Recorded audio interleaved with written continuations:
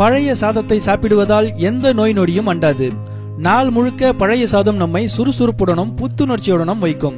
முதல் நாள் சோற்றில் நீர் ஊற்றி மறுநாள் சாப்பிடும் இந்த பழைய சாதத்தில் B6, B12 போன்ற ஏராளமான சத்துக்கள் நிறைந்துள்ளது.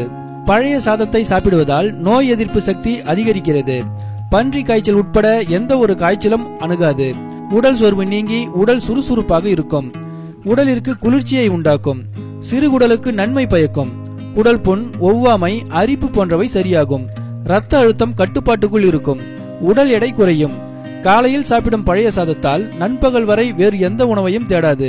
இது தவிரவும் உடலுக்கு, குறிப்பாக சிறுகுடலுக்கு நன்மை செய்யும் பாக்டீரியாக்கள் பெருகி நம் உணவு பாதையை ஆரோக்கியமாக வைத்திருக்கிறதாம். பழைய சாதத்தை சாப்பிடுவதையே அநாகரிகமாக நினைக்கும் இன்றைய இளைய தலைமுறை பிள்ளைகளுக்கு பழைய சாதத்தின் மகிமை தெரிவதில்லை.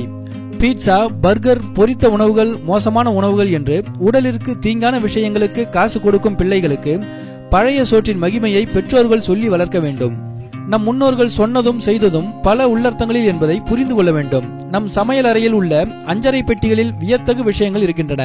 இதனை உங்கள் பாட்டிகளிடம் கேட்டால் தங்கள் அனுபவ அறிவால் எது உடலிற்கு நன்மை பயக்கும் என்பதை விளக்கமாக கூறுவார்கள். பழைய சாதத்தில் கொஞ்சமாய் உப்பிட்டு மோரை கரைத்து வெங்காயம் அல்லது பச்சை மிளகாயுடன் சாப்பிட்டால் கோடை வெயிலிற்கு ஜில்லென்று இருக்கும்.